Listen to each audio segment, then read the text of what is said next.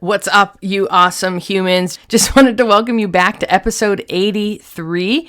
You guys, in today's episode, I'm talking about the concept of learning to self-regulate and learning to care for ourselves even when life hits us hard or our emotions just seem to control us at times when we're sideswiped by life. So listen, if you're a sensitive person, I just want you to know you're not alone. Join the club. You guys, I know that it's hard for us sensitive ones at times on this planet, but I'm hoping that what we talk about in today's episode will encourage you or help you. Super jazzed about today's episode. And as always, everything I mentioned in the episode, there'll be a link to it in the show notes. Welcome to a Holy Mess podcast. All right, my friends, we all know life can be so difficult and painful at times, especially when we're carrying grief or loss or wrestling with shame about our past, anxiety about our future, or frankly, like we are just not enough. But there has to be so much more for us. There is hope and joy, peace, love, fun, purpose, and a reason that you, my friend, are on this planet.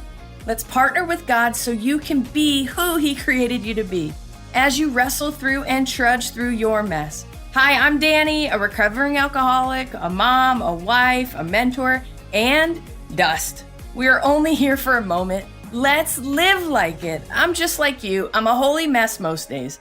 Actually, every day. Let's have some fun and laugh while trudging through our mess. This stuff doesn't need to be dry and boring. Let's dig in. You guys, life is so imperfect. Life is so unpredictable and disappointing at best. How do we live well in the imperfection of it all? How do we live well when things just don't fit? This morning, Jim, my counselor, sent a video out of a car crash on a freeway, and two cars were driving along, and unexpectedly, a truck's tire comes flying off. The front left tire came flying off, and it sends another car that was right next to it into the air. The car flips, and thankfully, there were no major injuries. But this car just tumbled along, and then at the end, the tire comes back and hits the car in the back bumper. And I just thought, you know what? That's just like life. Like we get hit, we get sideswiped, and then just when we catch our breath, something else whacks us in the back of the head. And Jim's subject line to the email was, "Does your life feel like this some days?" And I just went, oh my gosh, yes. You guys, I feel like my life has been a series of unfortunate events the last several weeks. Nothing huge or earth-shattering, so don't worry about us. But some things have really rattled me to my core. It's also been a magical and amazing time in so many ways too, and I'm absolutely learning to live with both the suffering and sadness and loss and grief in life and the joy and the peace and the hope. And I'm learning to kind of do the dance in a more healthy way. But I'm having so much fun with our Feel Better Journey groups that we're in the middle of. We're actually jumping into week 5 here. And I feel like it's just been an amazing bonding time to get to know these groups. And I feel like I've made lifelong friendships in these groups. And this last week, we had Jim, my therapist, who has been on the podcast many times, join us in our group meetings. And if you're not familiar, the Feel Better Journey is this group coaching experience. It's a 6 weeks experience where we really dive into concepts where we get to learn to make friends with our past self and make friends with our current self, and then set our future self up for more joy and more hope and more purpose and more peace. And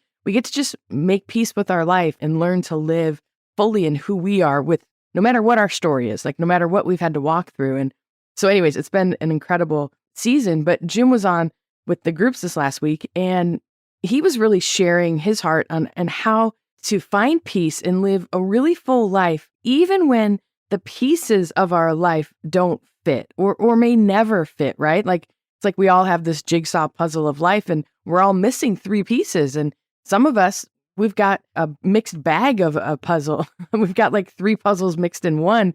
We're trying to fit these pieces together. And, and we talked about, and Jim mentioned how things happen in life and how some things just hit us to our core. They just hit us so deeply. And, some memories or experiences, they're just so much more than just thoughts. You would think that cognitive thoughts and memories would just live in our heads, but they don't. They live in our bodies. They live in our senses, and they bring up so many deep feelings and emotions. And you guys, we aren't robots, so we can't just, cognitively observe everything, right? And I'm a meditator, right? Like I love to meditate. And one of the things in meditation that I'm learning to do is to observe myself and observe what I'm feeling and what I'm thinking. And then you get to kind of decide, how do you take these thoughts captive and how do you throw off what you don't want and how do you receive what you want? But you guys, we aren't robots, so we can't just observe everything. We feel everything. And you guys, especially us sensitive ones, like we literally feel everything. I mean, I not only feel my stuff, I feel your stuff. Like every thought has an emotion or a feeling attached to it. Now, the goal is to not be so controlled by it, but man, it's hard when you feel these things so deeply to your core, especially when we're sideswiped by life or by people in our lives or events in our lives. It can just be so upending and uncomfortable, like that car crash, that video. And I'll put a link to the video in the show notes so you can watch the video if you want to. But, thankfully, everybody was safe after that car accident. But you guys, when all of us, as we're going along and then bam, what's the latest tire flying at you and sending you into the air as you're trying to find your balance again, right? Like there's so many issues that we could bring up, but things like, marriage issues. Maybe in your marriage, it's just not what you thought it would be. And it's not like the movies or the Hallmark shows.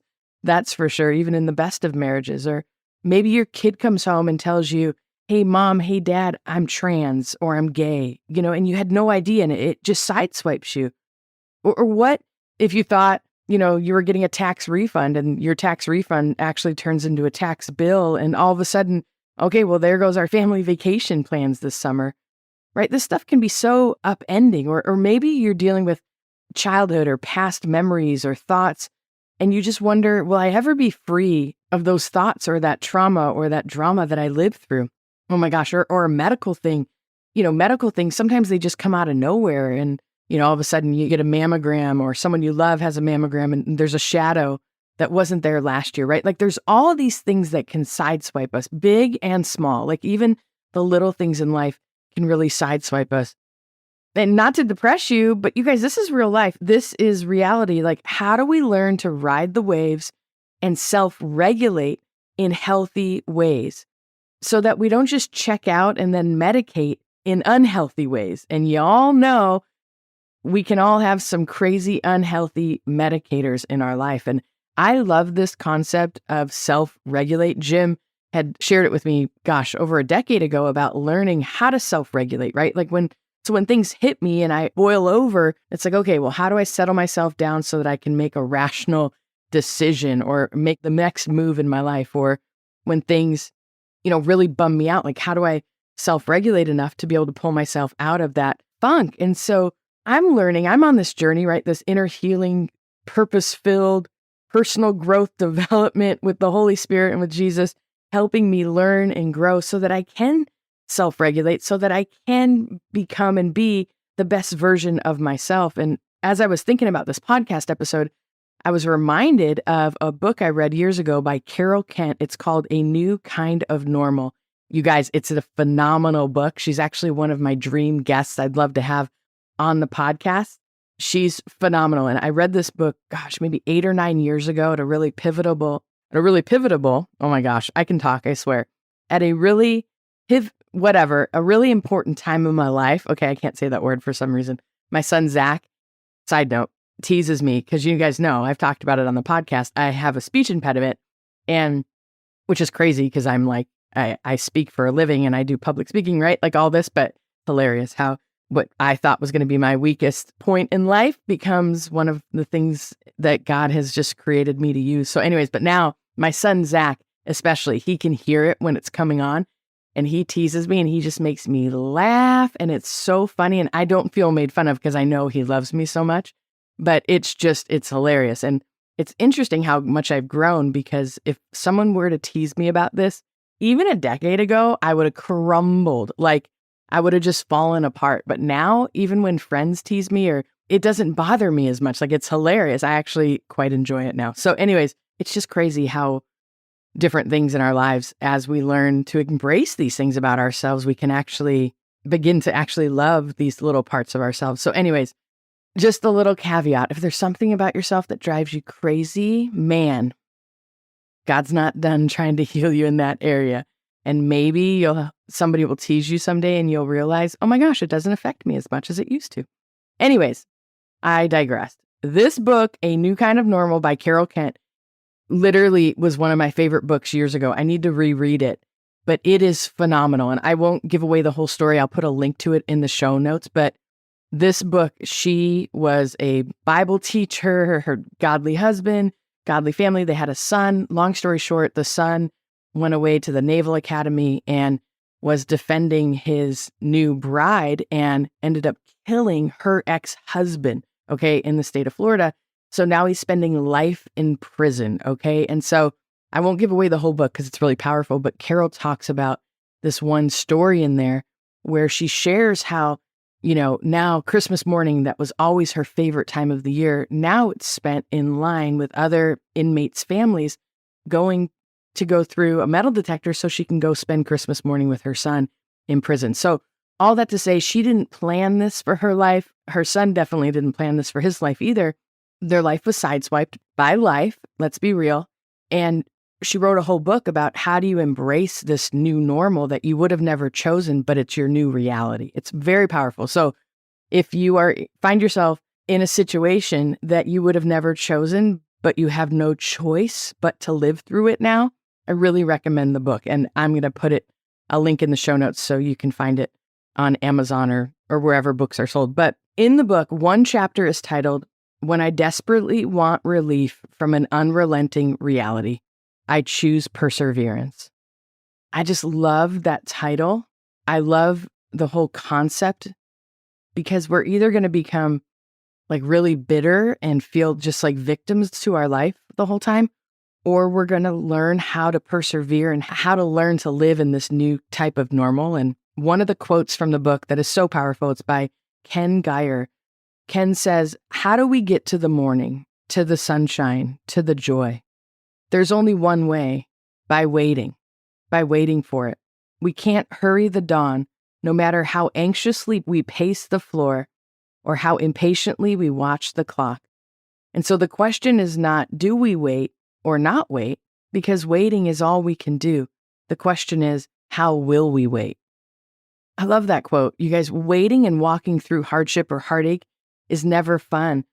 But you guys, you're not alone no matter what heartache or hardship you're walking through. So this week, like I talked about in the Feel Better Journey groups, we talked about how we can't stop life from happening any more than we can stop the earth from spinning, right? So how do we self-regulate when we are sideswiped by life? We went in more details this in our group, but one of the concepts that I really wanted to mention to you guys, my podcast community, that I talk about all the time, and I've talked about it on the podcast, and it's a recovery term that they use a lot in recovery rooms because people are always asking, like, what do I do next? Or what should I do? And the phrase, the mantra, when you're struggling to live by is do the next right thing. It's like this framework. It's the scaffolding, so to speak, right? So do the next right thing is a framework to being productive, even in your suffering and your grief and your heartache. For instance, drinking for me would not be the next right thing, being that I'm in recovery and that, I really should never have a drink the rest of my life. So like when I'm struggling, I know I've got this framework set up of what my go-to things are that I do to help pull me up and to help regulate my emotions and my thoughts to get going in the right direction again, right? So we're supposed to do the next right thing, right? Like, so for me, cleaning my kitchen is one of my do the next right thing tasks. Calling a client is one of my do the next right thing tasks. Reaching out to a friend or making a healthy meal or going on a walk or sitting down and just writing a prayer. Like those are all do the next right things for me, you guys. But like eating 2 cartons of ice cream is not so productive or healthy for me. Ranting and venting on my husband or my kids, it's not quite the next right thing for me. You guys, do the next right thing it's a framework to help us keep the wheels on the tracks when we're struggling. And so I'd encourage each of you, man, write a list. It's something that we go through in the groups. If you want to join the Feel Better Journey, we'll go through it extensively. But one of the things that I encourage people to do is to write a list, have like 10 things that are in your back pocket. So when you are struggling or you are sideswiped, you can just grab from that list. So it gets you back into a livable space in your heart and your mind. It's just a great tool in the tool belt, so to speak, to use to help self-regulate, especially when we're hit by life. So this was just a short little episode. I wanted to encourage you. I wanted you to know that you're not alone if you're feeling like, man, things just keep upending you, or there's just little things that just keep hitting you, and you're having a hard time regulating your emotions and your thoughts, and you want to live in all the joy and all the hope and all the peace and all the purpose, but it's like, there's so much grief and sadness and heartache too. And you guys, I'm not saying there's like one perfect path in all of this, but I do know that Jesus wants to meet us in the midst of our heartache, in the midst of our suffering. I know that you're not suffering because he's punishing you. That is not how my Jesus rolls. I mean, he is just not a punitive, punishing God. He loves you and he adores you and he wants to walk you through it. And so anyways, I just wanted to send some love. I feel like there's a little bit of tension in the air in the world still going on. And I know in my own life, there's just some yucca. There's just some yuckiness. So, but there's good things too. And so cling to those good things, cling to those encouraging people, cling to those encouraging podcasts and music and all the tools that you can put in your tool belt to nourish your heart and your mind and let you know that you're not alone. You're not crazy. You're not losing your mind like the world is on fire. And just to quote Ken Geyer again. And so the question is not, do we wait or not wait? Because waiting is all we can do. The question is, how will we wait? And so in the waiting, I want to just encourage you, put some tools in your tool belt, make a list of a few things that you know you can just go to, reach out to a friend, text someone an encouraging message. I mean, it really helps us when we get out of our own stuff and head of what's going on and reach out to bless someone else too. So that's just another little tool or tip. So I love you guys. I'll put a link in the show notes to that book, A New Kind of Normal, if you want to read it by Carol Kent. It's really powerful. So let me say a quick prayer for you, and I will be in touch in a few days. Also, it's not too late to jump on the wait list for the next round of the Feel Better Journey group coaching experience that will be launching soon. We're going to announce dates coming up here pretty soon. We have a week and a half left in these groups. And so please pray for our people. Please pray for what's next for them on their own healing journey. And so I'm just so grateful for this podcast community. I love you guys. And Lord Jesus, I love you. Lord, thank you that you love us. Thank you for your grace. Thank you for your mercy. God, thank you that you are with us in the midst of when things sideswipe us. Anything that they're wrestling through, Lord, I just pray that you'd bring peace to their hearts and to their minds. Lord, would you bless them? Would you fill them and would you protect them today? In Jesus' mighty name, amen. All right, love you guys. We'll be in touch in a couple of days. Hello, my friend. If this episode blessed you, made you laugh, or triggered you, hey, that's growth. Please do me a favor and share this with a friend. And if you feel led, please leave a written review for the show. That really helps us out. Don't forget you are in good company if you're feeling more broken than you'd like to admit. And you are more loved than you can ever imagine. Have a great week. See you next time.